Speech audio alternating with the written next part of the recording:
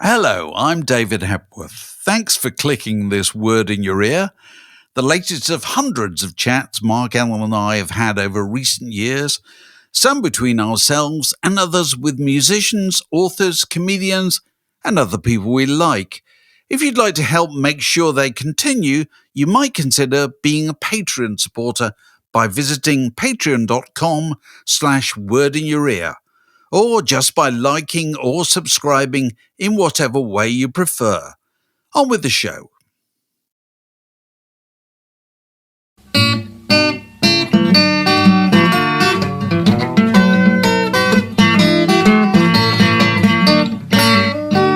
You're listening to a podcast from The Word. We're going to start with a TV-based Stackwaddy, Mark, inspired by my largely fruitless search for something that I could bear watching on television. Hooray! Many channels of, streaming television. And clicking through all these things, Apple TV and Netflix and Amazon Prime and God knows what, Disney and so forth. You come to the realization that if you're looking for a crime drama, all crime dramas are, the detective protagonist is always female. The location is always somewhere in the north of the UK where it's kind of dark and rainy. Yes. Yep. And there is always something sinister in the past that is being reawakened. So I'm going to give you 5 crime dramas. Okay. One of which is made up, okay? And you have to spot which one is. Oh, right. And the other 4 are based on things you've actually just seen. Here we go.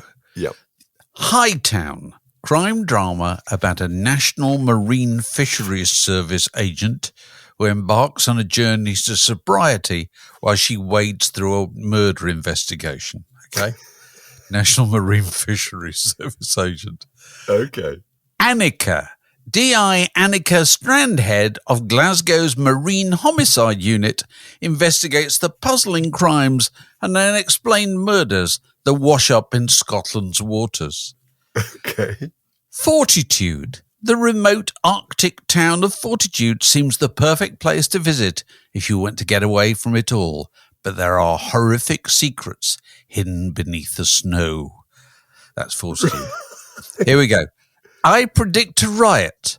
A former rock star returns to her Yorkshire home to rebuild her life, but finds herself at the centre of a water pollution scandal as her father's factory is accused of dumping toxic waste. And finally, Black Sands. Nordic noir following a police officer who returns to her hometown and estranged mother just as the body of a woman is found, leading her into the dark abyss of her past as she looks for a killer. Which of those 5 is invented? Okay. And they're called Hightown, Annika, Fortitude, I Predict a Riot, and Black Sands. I figured the answer to this straight away, but I may be wrong. I'm saying that this is so true, isn't it? The Nordic ones, where it never ever gets light, ghastly snowscapes, chilling skeletons from closets, hard-bitten people with thick thermal clothing. I'm saying both those are true. So Black Sands, and I think it was Fortitude, was it? Fortitude. One with its horrific secrets. Those sound completely plausible as kind of low-level cult crime drama. These are really funny, by the way. I think the one about the Glasgow, is it the Marine Homicide Unit? I'm sorry, don't tell me the answer yet. I'm sorry, but that sounds plausible too.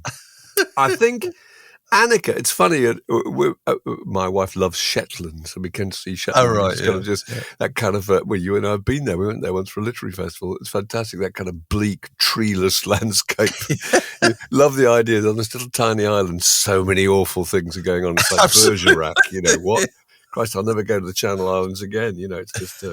But anyway, I'm saying those are all plausible. The one I think you've made up, partly because it has a rock and roll related plot, and partly because I can imagine in my head Roger Daltrey or Ian Anderson or someone else who had a trout farm or a salmon farm getting into problems for dumping toxic waste. But I'm saying I predict a riot is the invented one. Am I right? Yeah, you're right. That is invented. Sorry. You're right. But all the rest are only too real.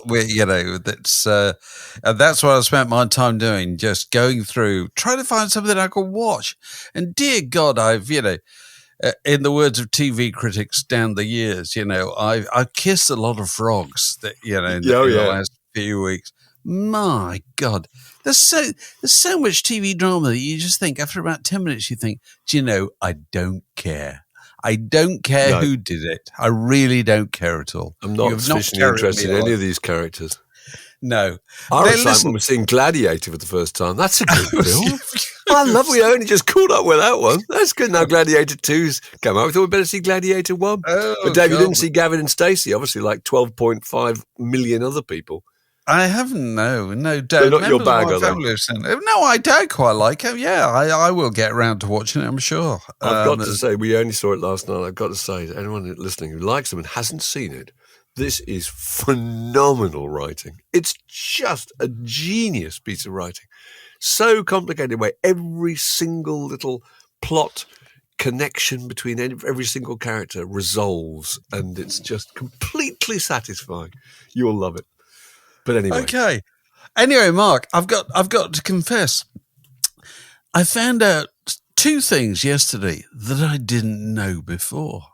Now, I know you find this shocking because you have faith in me. David Hepworth knows everything, except that he doesn't shock horror. I don't want to see if you're the same.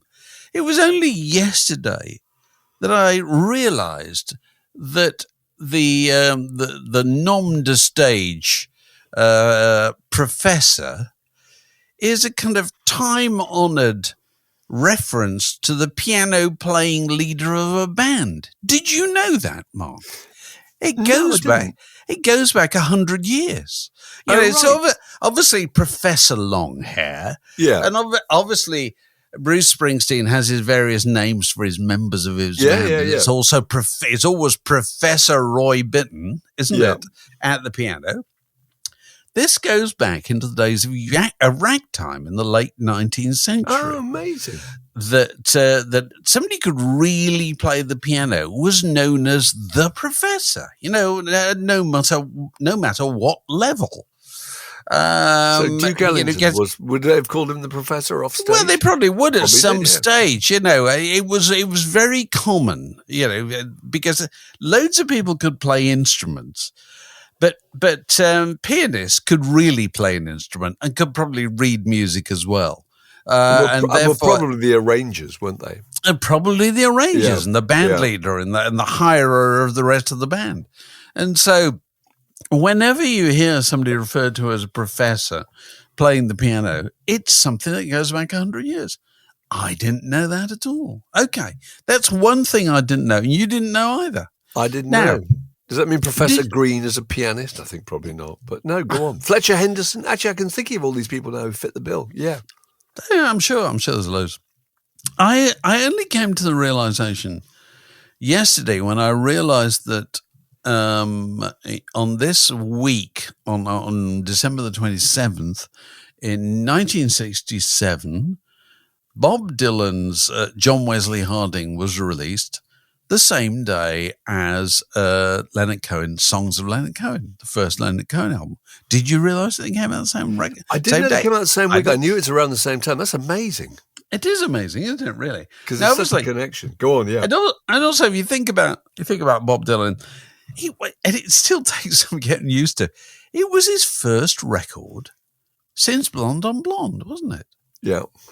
Because he'd motorcycle accident, which you can decide how much of a pinch of salt to take that with or whatever. But he certainly absented himself, didn't he, from touring and releasing records. Although he did all that stuff, the basement tape stuff is all done during that period, isn't it? But it's the fact they're so different, isn't it? Because Blonde on Blonde, double album with one track that took up the entire side of a record, sprawling, wasn't it? Baroque, huge numbers of instruments, extended, extravagant. It just was the complete other end of the scale, wasn't it? Absolutely. He went to Nashville, I think, 3 times in late 1967. Yeah, it was the whole thing was done in 3 sessions. This is the end of the Summer of Love. This is, the reverberations of Sgt. Pepper and, to a lesser extent, their Satanic Majesty's Request and whatever was Jefferson Airplane's big album that year. I can't remember. After Bailey and Baxter's, whatever. Everybody was making records where you threw in everything but the kitchen sink. Bob Dylan made a record that couldn't have been further removed from that. He went to Nashville 3 times and just recorded with a bass and a drummer with, was it Kenny Buttery on the drums and Charlie McCoy on the bass. And then they got Pete Drake to do a bit of pedal steel, I think, or something. But he did it in three sessions. And his idea was, I'm going to fill it out with other stuff. Other people are going to play on it. The story goes that he played it to Robbie Robertson, who listened to it and said, "Well, I think you should leave it as it is." That's right. What a brilliant thing to have suggested to. Brilliant thing to have suggested. Very selfless. Yeah, absolutely, because it is the space of it. How many lead guitarists say, "No, you don't need me on this"? Very, very rare. I would have thought that. It's like actors saying, "Would you like a death scene?" Oh no, I'll sit this one out. You don't need a death scene. Yeah, you've got the audience attention already. Whereas I go back to John Wesley Harding more often than any other Bob Dylan album. Actually, I think it's probably absolutely agree. It's so uncomplicated and so easy to listen to. I can remember when it first came out. This is probably a really boring point to make, but the first 3 songs are all just 3 verses of 4 lines each. There's no bridge. Yeah. There's no chorus. That's all they are. And I can remember thinking, this is extraordinary. And you're waiting for the other instruments to come in. And his voice sounded different, didn't it? Slightly. He did, although not as different as it did on Nashville Skyline, which is not gets fruity. That much further ago, But and the other thing was that the records that came out at that time, can you remember? This is pretty much contemporary, I think, with Magical Mystery Tour, with Disraeli Gears, with Forever Changes, and I think the Who Sell Out. That was the kind of currency. So everybody's kind of getting bigger and more elaborate, aren't they? And that's kind of obviously the way the wind's blowing. And the idea that he went in completely the opposite direction, having already done that himself in 1966, is really riveting. I suppose so. Yeah. It's kind of monochrome, isn't it? This record. I know it's not an appropriate expression to use, but all those records you just mentioned, Forever Changes and Disraeli Gears and so forth, they're all wildly colourful, aren't they? And they're all built around the idea of standout tracks. That whereas this doesn't have a standout track at all. No, it just kind of plays on one level. It only had a standout track when Hendrix covered All Along the Watchtower Ring. Absolutely, and then Frankie Lee and Judas Priest for some reason people kind of picked up on. But up till then, no, you're absolutely right. Not at all. So anyway, Leonard Cohen, Songs of Leonard Cohen, comes out the same day. And I wrote about this in my book, A Fabulous Creation, about the kind of cult of the LP record. It's quite interesting. I was talking to a guy called David Simmons who had worked at CBS in the UK at the time. And he was the guy who put together the famous The Rock Machine samplers, Turns You On and Rock Machine, I Love You and all that kind of stuff. But he was working there in 1967 when Leonard Cohen just showed up. He happened to be in London. He'd made that record, but it hadn't been released in the States and it hadn't been released in the UK. And he came in, he just wanted to find some kind of ally at CBS in the UK, and he was arranged that he would see Simmons, and he played it to him, and he was very impressed with it, but he said, I think we should rework the back cover. So if you look at the back cover of the American copies, they've got a kind of Mexican painting of a saint or something, you know. Have you got it? You've got the American one there. You haven't. No, you got the UK one. That's the UK one. Yeah. Okay, that's the same one I've got in front of me. Oh, right. And one in the UK has got a sleeve note, the headline Leonard Cohen Conjurer, which is written by a guy called William David Sherman. Yeah. And David Simmons told me that was just a guy he was sitting next to at dinner at the time who was familiar with Leonard Cohen as a poet. And what he wanted to do was just position him as a poet. So that introduction served that purpose. And it also has extracts from the lyrics of two of the songs are on the back of that. And it was very successful in positioning him as a poet in the UK. I think it probably sold better in the UK in the early days. But here's the thing I did not know.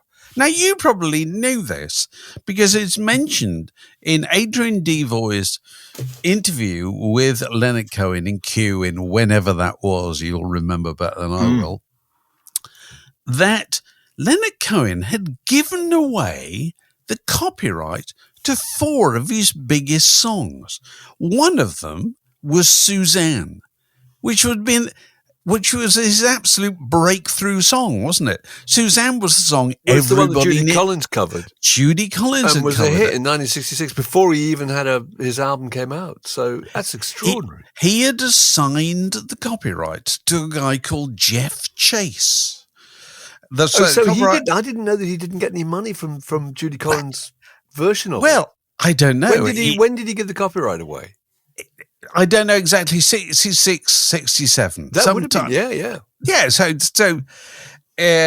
And it's interesting if you look on your copy of Leonard Cohen, songs of Leonard Cohen in front of you, Mark. You're going to try this out. If you look at the credit at the bottom of the right there, it says copyright 1966. Project 7 Music. Project 7 Music. Well, that is not Leonard Cohen's publisher. My God. Isn't that yeah, because here it is with The Conjurer. They've got Suzanne and the Stranger Song.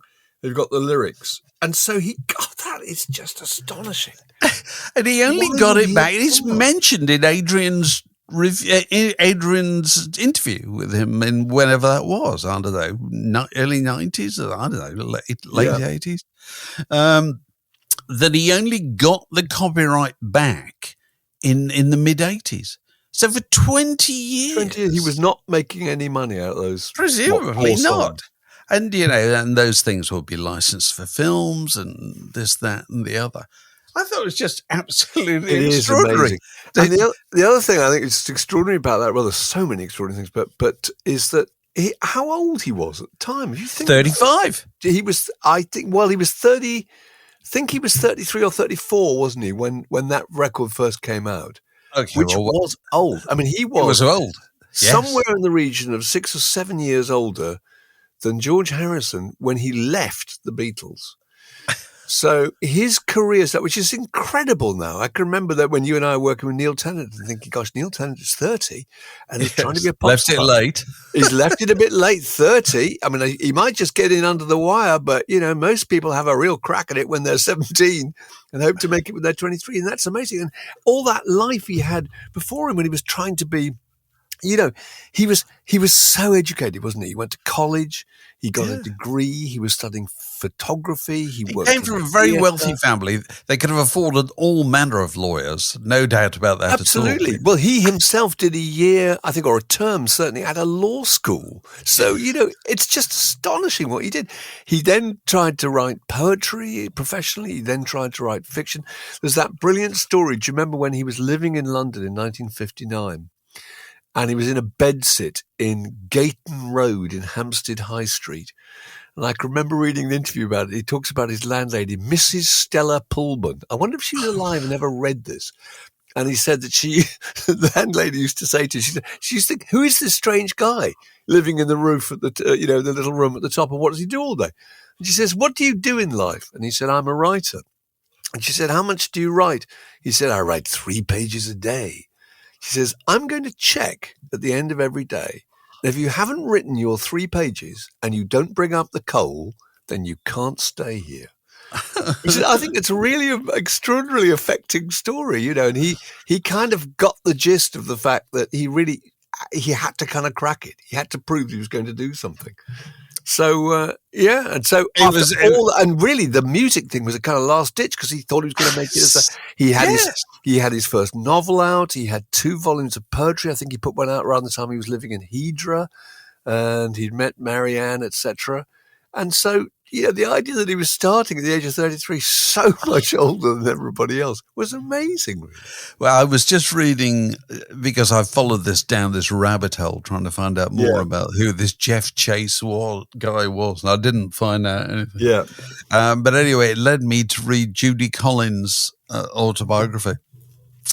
And Judy Collins was introduced to Leonard Cohen by a woman called Mary Martin. Yeah, who's no longer with us, and she was a Canadian music business person who had arrived in New York as a kind of go-getting 20-year-old or whatever, and had ended up working for Albert Grossman. She was also the person who apparently introduced Bob Dylan to the band, which is not inconceivable. She knew them all from Toronto, you know what I mean? And Bob Dylan was looking for a band. You should try these guys. So this is Judy Collins?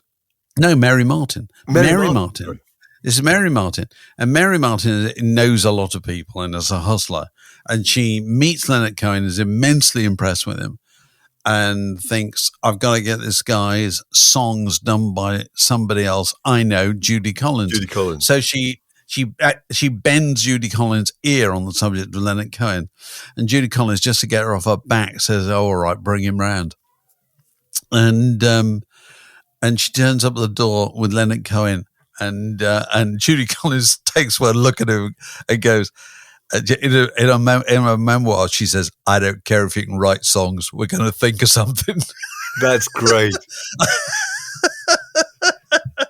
That's fantastic.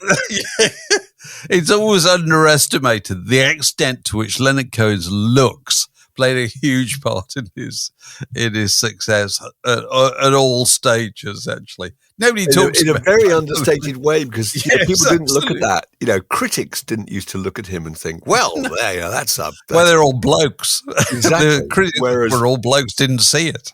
Women saw it, definitely. Yeah, that's why every woman in my college hall of residence had a copy of songs of Leonard Cohen. Absolutely the same with me. My wife still feels that. I've always been second, possibly third best, actually, after Dylan as well.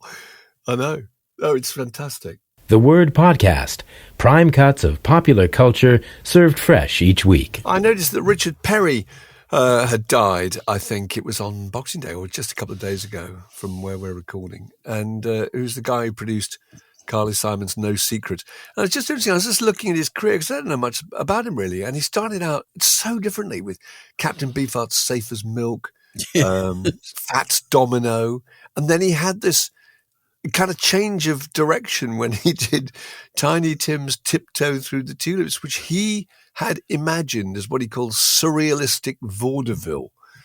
And from that point, he just decided, obviously, to operate in that kind of FM radio sound. So he went on to do Ella Fitzgerald and Diana Ross and lots of Harry Nilsson records, Martha Reeves, and ended up unbelievably successful. He bought Ronald Reagan's old house, and he went out with Jane Fonda. So there you go. But I thought it was just interesting that there are certain people who just they start out just getting any kind of production experience, and they hit upon a particular aesthetic that they think they can operate. The thing that I often think that Richard Perry did was to pioneer what I call the Blockbuster LP. Which was you approach the production of a record, pretty much like you would approach the production of a movie. It's all about the elements. It's all about assembling the cast and having the concept. And so his records during his kind of quite relatively short-lived Purple Patch. Yeah, I always think the classic Richard Perry record was the Ringo Starr solo album called Ringo. Oh, yes. Which was Lest We Forget. Yeah. An absolutely enormous hit. Huge hit. In the United States, particularly. And it had a cover which looked like a massive kind of more stars than there are in heaven Hollywood poster, didn't it? You know, and that was the kind of physical embodiment of the thing he was trying to create in the studio, you know, and he'd done it with Nielsen and Schmielsen, you know. And then if you listen to the record after that, which is called Son of Schmielsen, which was less successful, but has all sorts of extraordinary things. There is an amazing film, which you will find on the internet, of Harry Nilsson and Richard Perry recording a track from that album at Trident Studios in 1972, where they bus in a load of pensioners, a load of old-age pensioners, to sing the chorus, which goes as follows: "I'd rather be dead than wet my bed." You know, so he had some pretty extreme ideas. You know, he was prepared to pursue the kind of madness of his vision. You know, and he was the kind of person who worked with Harry Nilsson. Harry Nilsson, who needed no second bidding to do something crazy. You know, that Richard Perry was a person who would match him craziness for craziness, you know. And so the Ringo record, and also similarly, the person who saw that Tiny Tim's, God Bless Tiny Tim, could be an enormous hit record is a very rare individual, you know, because Tiny Tim was a joke. You know? A complete joke. Weird looking guy, far too tall, played the ukulele, music hall. How would that ever work? But it was him. That thing about surrealistic vaudeville is genius because Tiny Tim fitted perfectly in that psychedelic explosion in a way that you would never have predicted. I think that's just genius, actually. And the one, and so there was that period, 72, 73 or whatever, where it was, Richard Perry's making the album, whoever it is. It's a Richard Perry production. Barbra Streisand's Stony End was a Richard Perry production. Yeah. And that was similar. He was the person who took Barbra Streisand and said, right, you're going to do the songs of somebody called Laura Nyro, who you've never heard of, kind of thing. And must have taken a bit of persuading. This will work. Trust me, and it did work, you know, no doubt about that. And so there was a period where he was regarded as the man with the golden touch, but he spent a fortune on making records. Yeah, you know, so they would take as long as they took, and I think it came to an end. I remember this. I was working in a record shop at the time when MCA Records put out the first solo album by Martha Reeves. Yeah, Martha Reeves, formerly of Martha and the Vandellas. And, you know, they threw in everything but the kitchen sink on that. Yeah. Absolutely. Carole King wrote songs. I can't remember. All sorts of people wrote songs. And I think I just looked it up before we recorded this. The highest chart placing it achieved was 94 in Australia for 1 week. Yes. After all that money. After all that money. Oh, my God. So the industry kind of turned on him in many ways, you know, because for a period it seemed if you hire Richard Perry and you pay him enough money, it'll be huge. You will get your reward. You'll get Ringo, you know, whatever. But that was the one that came to the end of that purple patch. But, you know, when we talking about an interview with Maggie Smith last night, and she was talking to Barry Norman back in I don't know when it was, probably the 80s or something. And he was saying, so you must feel you've, you know, achieved this, that, and the other. And she says, you're only as good as your last film. You know, one massive failure, and you don't know what's going to happen after that. And that's obviously exactly the same with the music, isn't it? With the music industry. Oh, yeah. Richard Perry. Totally. Yeah, one major cock, and film directors or anything, really. Yeah, definitely. But were we talking about You're So Vain only the other week? Were we talking about that? We were talking about it, yes. And about the production of that record. And that because it is a perfect record. The thrumming of the bass that opens it. And it's just so clever. Son of a gun, isn't it?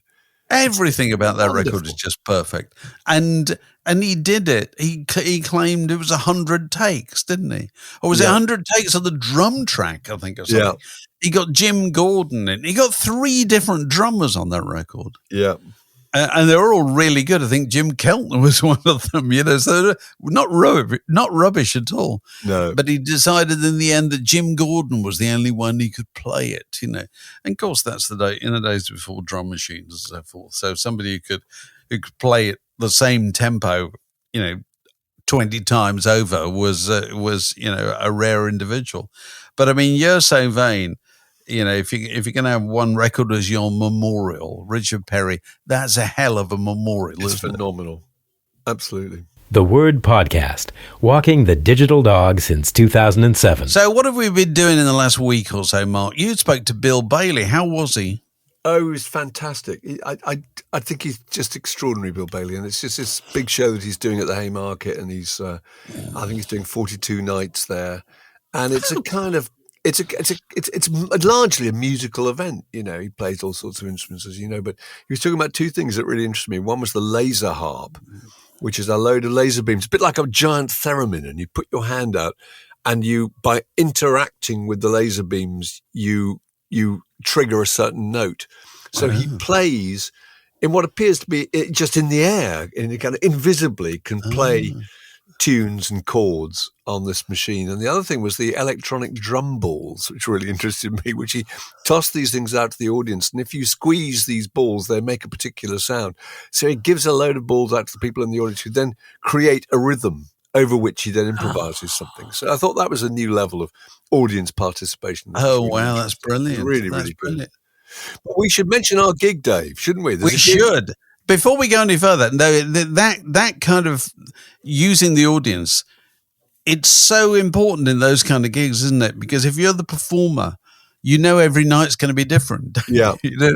You've prepared so much, but 10 minutes of it will be completely in the lap of the gods, which is very exciting for a performer, isn't it? As well as the exciting audience. For a performer, and exciting for anybody who goes on repeat nights, is they're not going to see exactly the same show, which is that's very valuable, I think. So he's doing 40 nights, is that right? 40 I think some it's 42 nights at the Haymarket. 42 nights. We're doing one night at 21 Soho on January the 27th. Word in Your Ear is back. As a live experience, and it's an evening dedicated to David Bowie in London and Hollywood, we're calling it, because we're going to be joined by the authors of 2 publications. Paul Gorman has been working on a map of David Bowie's London, which is obviously, David Bowie is one of those performers. You always think, you walk down any street in London, you think, well, David Bowie walked down this street, didn't he? He did. He must have gone to see so-and-so in here. Well, 21 Soho, which is not far from absolutely Timpan Alley. Exactly. So it's right in the heart of the Bowie map, really, isn't it? Absolutely. So we got Paul Gorman, and then we got John Mendelsohn. John Mendelsohn, who was back in 1971, was a kind of star critic and writer on Rolling Stone in the States, and had a band called Christopher Milk. And John Mendelsohn spent days with David Bowie on that famous trip in February 1971, when David Bowie goes on his own to the United States, wearing a dress at one point. With 2 dresses. I think he's with Mendelsohn when some Texan pulls a gun on Bowie because he's so threatened by the idea of a man in a dress. So there'll be some very good stories there. So he's written a book about that experience, and so that's David Bowie in London and in Hollywood on the evening of January the 27th at 21 Soho, just off Soho Square, and we'll publish a link for tickets underneath this podcast. And if you were a Patreon supporter, you would have known about this long ago.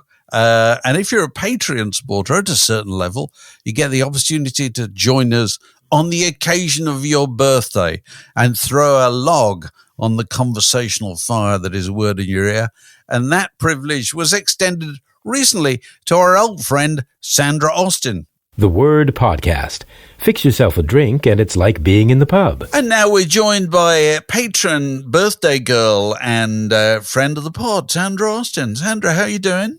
Good morning, gentlemen. I'm doing very well on this cold and frosty morning, actually, over here. Well, it's only seasonal, you know. It's only right that it should be like that. Yes. Yeah.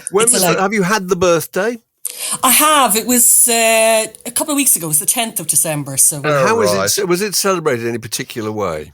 I gave myself a birthday present and I went to Paris to see Paul McCartney. Wow. Fantastic. Amazing. I've loved the Beatles forever, and it never occurred to me that you could actually go and see one of them. And I thought, if I don't do it now, I never will. Well, if you'd gone 2 or 3 nights ago, you would have seen 2 of them, amazingly. I know. Because Ringo turned up to play Helter Skelter and, whatever it was. Sergeant Pepper. I think, at the end. Sergeant Pepper, I think. Yeah.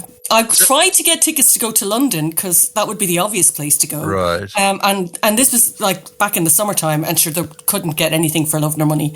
So, shucks, I just had to go to Paris instead. 82 years old, 2 hours, 40 minutes. That's quality, isn't it? So how did the French take to him? How do the French relate to the Beatles? They were very enthusiastic, actually. I was surprised that I thought they might be very cool and reserved, and no, they were on their feet within the first song. Yeah. Like he's great, but he's no Johnny Hallyday. And I have to say, in fairness to Paul, he made an effort to speak to them in French throughout. Oh, really? Oh. Which it meant that his little interludes were a bit stilted because he had to read in really atrocious French off a piece of paper. But fair play, he made the effort. At least he tried. Did he sing Michelle? And he sang Michelle. And he sang Michelle. Of course he's bound to, isn't he? Really? Of course he did. Yeah. So that was a great night. The man can still move. He can still sing. Like, I was a little bit nervous at the start. I thought he's looking a bit creaky, but he warmed up after a couple of songs. When he took off his fancy jacket and got back down into his shirt sleeves, he was great. I don't know how he kept going. I was knackered by the end of the night. That's the thing. Yeah. Fantastic. A mate of ours went to see him the other night and had to sit down through most of it. It was just, she was exhausted. She'd get up occasionally to see if he was still standing up, or maybe he'd got a deck chair or something by then, No, it says a lot, doesn't it, about increased life expectancy, that the likes of B.B. King in later years performed sitting down, didn't they? It was accepted. If you went to see somebody when they were 75, they probably will be sitting down. There's no expectation of that any longer, is there? Oh, yeah. Really? I saw Tom Verlaine play a whole gig sitting down in a folding chair. And he had no excuse because he must have been in his 50s. But look, Sandra, you have a conversational log to toss on the fire, I think. And what was it? Something to do with Crowded House? Well, yeah, I was just... the other recent gig that I'd been to was to see Crowded House in Dublin. And they were brilliant. Again, very relaxed, very chilled. We just had a really good night. They really connected with the audience. But Neil Finn had 2 of his sons out playing with the band. So the band essentially now are 3 Finns and a couple of extra people. So he had Liam on guitar and vocals, and he'd Elroy on drums. And I just wondered what other examples there might be, or what your thoughts are about, rock stars who hang around for long enough that they actually get to then play with their adult children. You see, I think it's the rule rather than the exception nowadays. I think it's shifted. It used to be a real novelty when this happened, and it's kind of less so now. John Fogerty is touring, I think, with a couple of members. I think he's got 2 sons. Yeah. Ian Broudie we talked to the other day. And he's managed by his son Riley. Yeah. The subject of his song "Life of Riley," of course, who's also in the band. There are quite a few. I remember Tom Jones was managed by his son. Absolutely. Oh, yeah, he was. That was the first time I'd ever heard of He's that. only 15 years younger than him. Yes. I've met him now. That's a thought, isn't it? Yeah, there was some bizarre. He was only 14 years younger than his mum. So didn't he marry Mandy Smith's mother or something like that? There's an absolute bizarre story involving age differences. Yeah.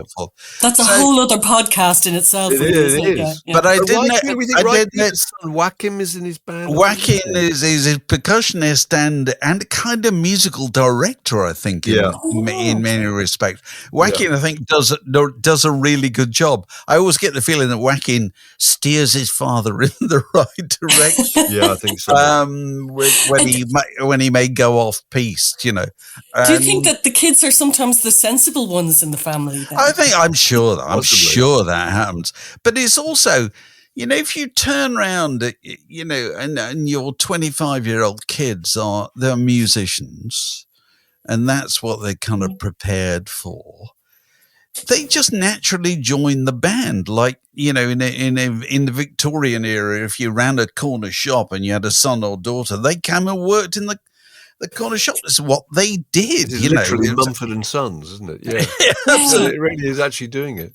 And your dad into the trade. Yeah, it was interesting with Crowded House case. I read about this when it was announced that Crowded House are back. They're on tour with it's Neil, it's Nick Seymour. Is it what's his face? Mitchell Froome, the producer, and so forth. Yeah. And then there's Elroy and Liam. But the person who was not invited back was Mark Hart, who'd been the keyboard player in Crowded House for years, American, and he was slightly miffed. Actually, rather surprised. But it's kind of, what are you going to do? If you're Neil Finn, are you going to hire the guy, or are you going to say, no, actually my two kids are joining the band? Because the world has worked for hundreds of years on the principle that it's your kids first. You know what I mean? Yes, yeah. And also they're like all the we were talking to Nick Lowe, weren't we? Nick Mark? Lowe, yeah. His son Roy is he's a teenager now, and I'm sure he'll be in his band soon. But he said, but also, if you've got two sons, aren't you in a position where if you invite one, you then get to feel really bad about not inviting the other? So you've got to invite both. Yes, I kind of got the feeling because Elroy was down the back of the stage the whole time. I just thought, this is Liam's gig, that and I better bring Elroy along, stick him on the drums. I'll tell you the other spooky thing. The other spooky thing about Crowded House case, I don't know if you can back me up in this. I think Neil looks spookily younger than his children. That's a good thing. Well, He doesn't look as young as he used to, but he doesn't look old enough to have had those. He's still got 28-year-old's hair, isn't he? Yeah. Of course, the kids, they're all in their 40s nowadays. Well, that's the shocking thing. Yeah, they're like 40-year-old men, and he still looks like the rock star. Yeah. And it's partly because he's been famous longer than they have, and so they can't kind of upstage him. I remember seeing Rich Thompson with Teddy Thompson. Teddy Thompson at the time was about 19. And you still thought, well, you're fine, fine-looking young man, but Richard Thompson. This figure looks like Michael Crawford in a beret in the center stage. He's still the kind of major star, That's the kind of tragedy of musician children of big rock stars is they can never upstage their mum or dad. They're never going to be. Yeah, I'm also interested in the band. Having a band, I think, putting them in a band is a good way to give them some kind of promotional push, because before that the tendency was, like with Sting, you get one of your children to be the opening act at your gigs, and Sting was playing, with the Police were playing whatever 70,000 seaters and putting on, I think one of his kids, Coco, was the support act. That just didn't really work at all, because you're going straight in the deep end, playing these giant audiences, thinking that's bound to give them some kind of following, but it doesn't necessarily work. So having them in the band probably a better ruse. Yeah. Well, with Crowded House, they did both, because Liam got to open and then he got to be in the band as well. Oh, right. Okay. Yeah. That's nepotism at its finest. It really is. Yeah. Well, you see, my theory about Neil Finn for years has been what he should do is crowded house, but have everybody in it. Have Tim in it. Have his wife and Sharon in it. She was in a band with it. At one stage, he had a band with her, didn't he? I can't remember the name of it. You know, it's a big tent. Get absolutely everybody in it. Do all the songs you ever did. Because that's what people really want. Yeah, absolutely. They want a bit of Split Ends. They want Weather With You. They want, you know, Hole in the River. They want whatever your new thing is. They want a bit of Fleetwood Mac probably by now. You know, do absolutely everything. Stop restricting it, you know, and have absolutely everybody on stage. The name of the band is Crowded House. Absolutely. Yeah, exactly. It's perfect. It's the way it ought to finish. Yeah, definitely. Yeah. So that's our advice to Neil Finn. So you put that in your pipe and smoke it. Mr. We want a percentage. Mr. So-called multi-platinum Neil Finn. Here's a trick you've missed, Neil. Here's a trick you may have missed. And another thing. Yeah. Well, thank you very much for that, Sandra, for sharing that happy with us. birthday. And thank you. It's always a pleasure. This podcast was brought to you by The Word.